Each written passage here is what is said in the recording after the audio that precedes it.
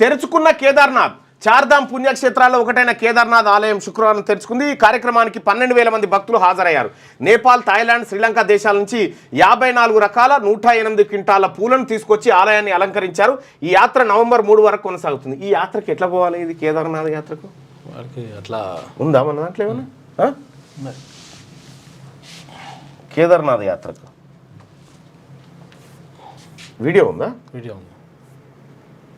ఇదే ఇది అదే ఇదేమో నేను తెరుచుకున్నది. ఇది పూలు.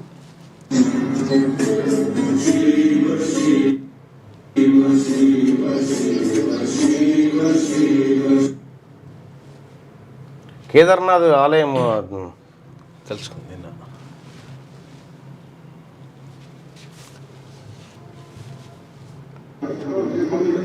ఇదే ఆలయం నవంబర్ వరకు ఉంటుందా? 6 నెలలు ఉంటుంది.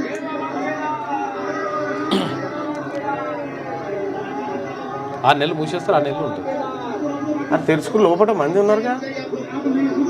అది ఓపెనింగ్ అంటే ఫస్ట్ రివర్ కటింగ్ కంటే ముందే మనుషులు పోయినట్టు.